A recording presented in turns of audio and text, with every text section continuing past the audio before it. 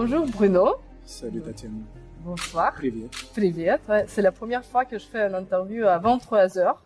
Comment tu te sens après le concert, la rencontre avec les fans? Est-ce que tu es épuisé ou il reste de l'énergie? Ouais, mais c'est un mélange de fatigue. On l'entend dans ma voix. Ouais. Il y a la fatigue vocale, il y a la fatigue du jet lag, du décalage horaire et tout.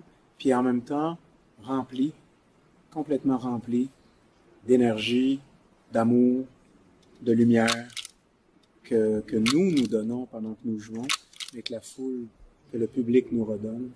C'est extraordinaire. Extraordinaire. Et tu rentres chez toi demain déjà? Cette nuit, en fait. Ouais, en fait, non. Moi, demain, et Hugo et Julie repartent cette nuit parce que nous avons des concerts tout de suite en arrivant à Montréal. Julie, alors, demain, elle arrive à Montréal, elle s'en va directement dans un studio de télé. Et moi, j'ai un nouveau concert que je suis en train de préparer, symphonique. Alors, on est très, très occupés. Alors, on doit repartir tout de suite. Parlons tout de suite de ton projet. Oui. Donc là, tu as déjà préparé le matériel qui n'est pas encore enregistré et que tu vas casser devant le public. Exactement. Intéressant comme manière. Est-ce que tu laisses de la place à l'improvisation? Est-ce que tu penses que peut-être quelque chose va changer après ce concert? Oui, peut-être après, mais avant le concert, il n'y aura pas beaucoup d'improvisation étant donné que c'est 21 musiciens. Nous devons avoir bien préparé les chansons, ce que nous avons fait avec Julie. Toutes les partitions sont prêtes et c'est très moderne comme approche. Donc, on va, devant le public, on va les jouer pour la première fois. Et on va prendre des notes après.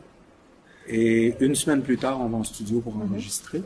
Donc, si on a des changements à faire, ça va être entre les deux spectacles de cette semaine et l'enregistrement. Là, on va ajuster ce que nous croyons qui doit être ajusté. Et tu as choisi les chansons qui t'ont influencé à un moment ou à un autre.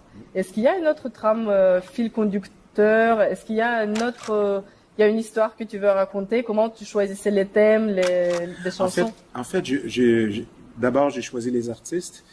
C'était très difficile parce que il y a tellement d'artistes qui ont fait partie de mon histoire musicale que j'aurais fait un album triple. Mais comme je pouvais pas et que je devais m'en tenir à un album simple, j'ai choisi 14 artistes. Et autant que possible, j'ai pris des artistes que je n'avais pas encore ou presque pas chantés, soit sur scène ou sur disque déjà.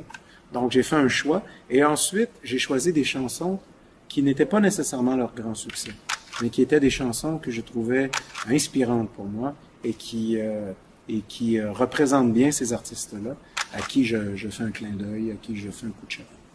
Et comme tu as dit, là, pendant le discours, pendant la rencontre des fans, tu es un peu l'ambassadeur de la Russie au Québec. Je faisais une blague. Bien sûr, mais quand même. Et bientôt, dans un an, il y aura la comédie musicale québécoise Don Juan qui va venir au Kremlin. Ah oui? Ouais. Oh, cool. Et on ne sait pas quel sera le cast, mais imaginons qu'il y a Jean-François Brault qui t'appelle et qui dit « Je vais venir en Russie, est-ce que tu as des conseils à me donner ?» Oui. Qu'est-ce que tu pourrais lui dire? À quoi s'attendre, à quoi faire attention pour ne pas avoir le choc culturel? Ben, en fait, je vais surtout lui dire de rester ouvert au merveilleux. Parce que c'est la première chose lorsqu'on vient en Russie. On ne sait pas comment ça va être et on peut avoir peur que ça va être froid. Moi, la première fois que je suis venu, j'avais peur que ce serait froid. Et c'est tout le contraire. Et maintenant, je parle à mes amis artistes et je leur dis, public chaleureux, ouvert, ils aiment la chanson francophone. Alors toi, comme artiste, sois ouvert, va à leur rencontre et tu vas vivre une expérience formidable. En plus, je lui dirais, prends une semaine de plus, puis visite Moscou, visite Saint-Pétersbourg, c'est dans les plus belles villes du monde. Alors, profites-en. C'est sûr que je leur dirais ça. Et côté culturel, est-ce qu'il y aura des astuces? Faut pas avoir peur des ours dans la rue, il y en a pas. Il y en a pas, mais c'est comme chez nous. Les gens croient qu'il y a des orignaux dans les rues. Il y en a pas. Avec des polices montées, il y en a pas. C'est dans tous les pays, il y a des clichés et il y a des préjugés. Et c'est c'est pour ça que tout à l'heure, j'en ai parlé. Lorsqu'on va à la rencontre des gens, on fait des vraies rencontres. On voit que c'est pas ça. C'est pas ça. Et en Russie, on t'offre toujours beaucoup de cadeaux. Là, Oui. tu as vu, on s'est retenu quand même. Oui, heureusement, parce que la valise va être pleine quand même. Exactement. Et toi, est-ce que tu aimes faire des cadeaux? Est-ce que tu aimes bien les choisir? J'aime plus faire des cadeaux que d'en recevoir.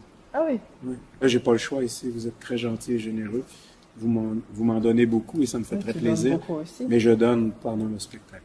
Okay. Et c'est mon professeur de chant qui m'a enseigné à mieux chanter. Pas juste à mieux chanter techniquement, mais à mieux comprendre pourquoi je faisais ça, pourquoi je chantais, pour qui je chante, et qu'il faut donner. Il faut être dans le don absolu. C'est tout le corps, c'est toute l'âme, c'est tout qui est engagé quand tu chantes. Et tu faisais des cours avec elle tout le long de ta carrière? Pas tout le long. C'était par des périodes. Et elle est décédée l'an passé. J'ai eu la chance d'aller la voir, discuter avec elle.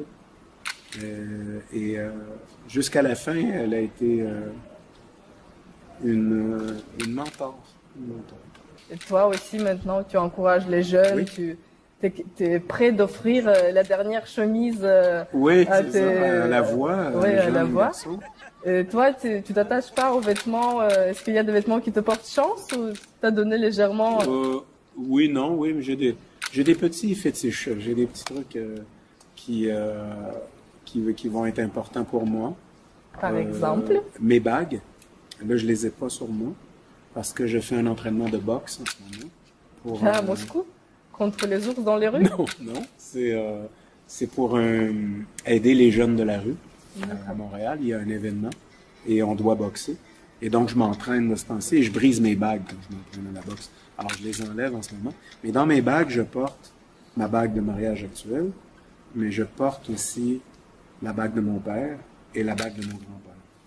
Donc, il y a mon grand-père, mon père et moi qui suis père. Et ces trois bagues-là vont aller à mon fils un jour. Et donc, ça, c'est quelque chose. Ça va s'accumuler de plus en plus de bagues. Et ça, c'est quelque chose qui est très, très symbolique, très important pour moi. Et je voulais aussi demander, toi, il y avait une interview où tu as dit que quand tu parles aux gens qui sont pas connus, ils ont la tendance de parler de toi, toujours de toi. Et toi, tu essaies de renverser le courant et poser la question sur la personnalité. Oui. Et imagine que tu rencontres une de tes fans russes. Qu'est-ce que tu aurais aimé demander? Qu'est-ce qui serait intéressant pour toi de savoir sur une simple personne russe qui aime tes chansons?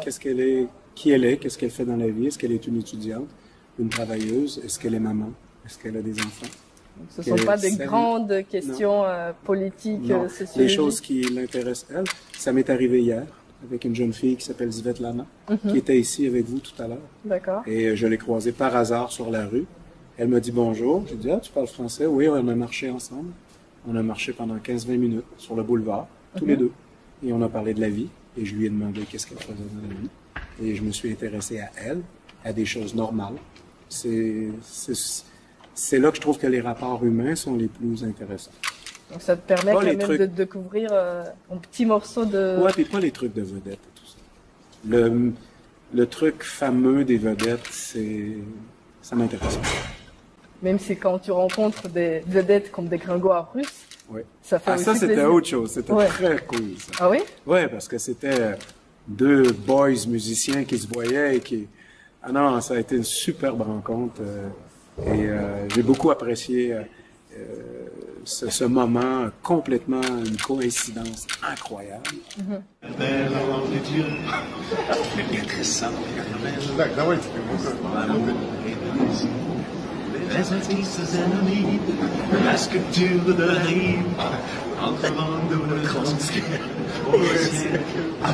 Et je vais m'en souvenir toute ma vie. J'ai d'ailleurs des photos.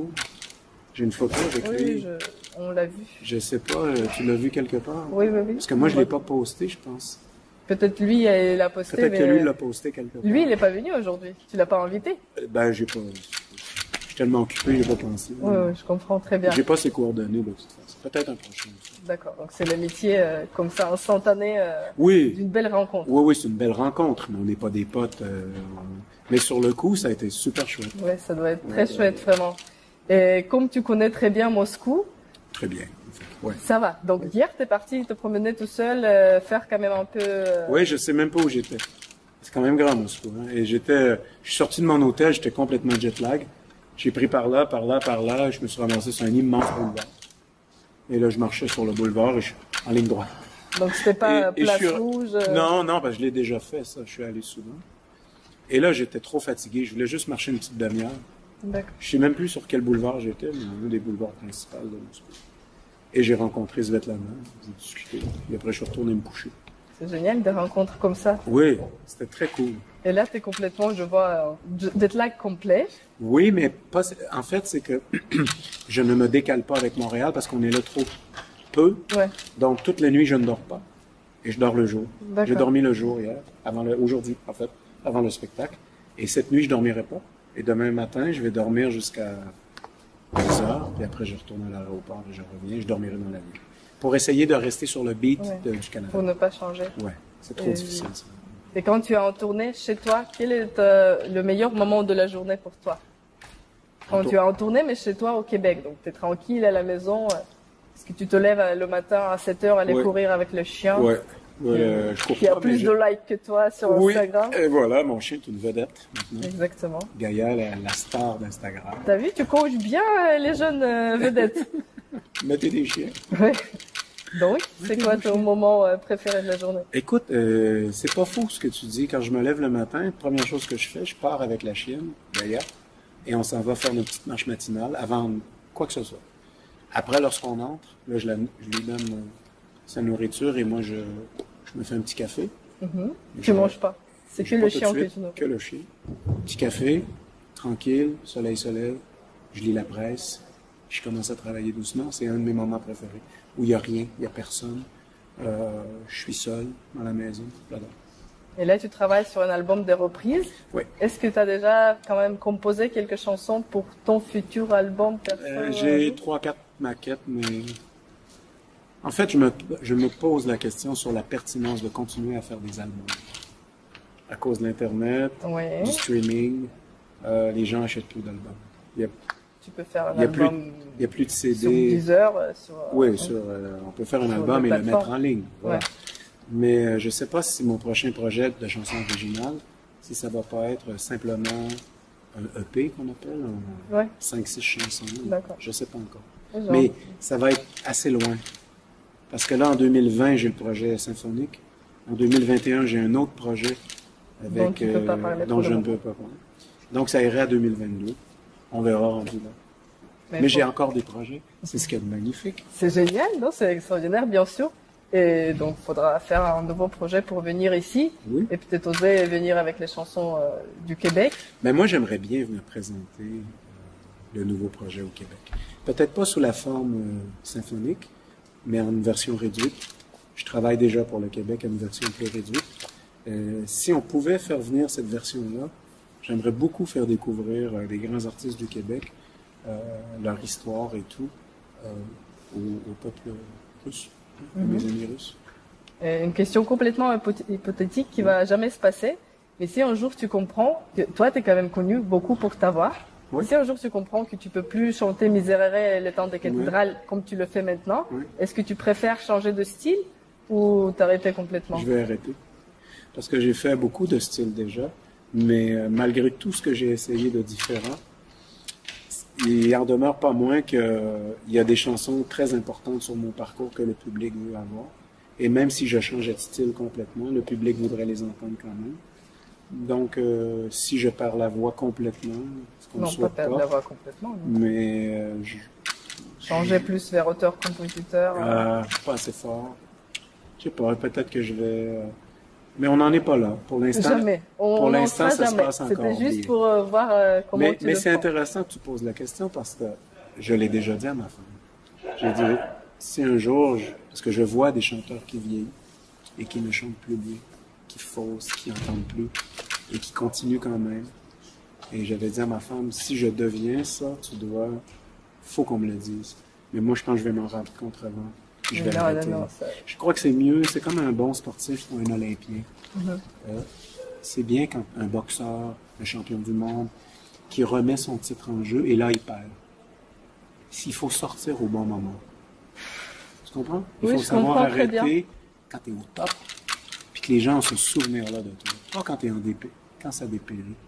Donc, je n'en suis pas là encore, forcément, ce soir. Exactement, ça s'est bien passé. J'ai bien performé, considérant qu'il y a une semaine, je n'avais plus de voix. J'étais malade, j'étais très malade. C'est pour ça que j'ai beaucoup toussé toute la soirée. J'étais très malade la semaine passée, Et j'ai eu vraiment peur pour le concert de ce soir. Mais j'ai réussi à me rétablir assez pour faire le show que tu as vu, que vous avez vu. Alors, je suis très content de ma performance. C'est très bien. Donc, on n'est pas là du tout. Non. Mais c'est des questions importantes. Parce que ce sont des questions existentielles sur la durée, sur le temps qui passe et sur la passion de transmettre ce qu'on a à transmettre un jour. Il faut être capable de le faire et il faut être honnête. Exactement. Et c'est pour ça qu'on va s'arrêter maintenant, pour que tu gardes ta voix pour les meilleurs, pour les futurs concerts. On sent la fatigue, mais merci beaucoup pour ce concert. Un plaisir, Tatiana, toujours. Merci à toi de m'avoir aidé sur scène. C'est pas la première fois que tu le fais, tu es toujours pas loin quand je te vois. Parce que moi, je prépare mes interventions, mais parfois, spontanément, je veux dire des choses. Et là, si je m'essaie en russe, ça va être n'importe quoi. C'est très bien. Замечательно. Чудесный концерт. Très bien, tu as appris de très bons nouveaux mots ce soir. C'est important. Bon, merci beaucoup. Merci à toi.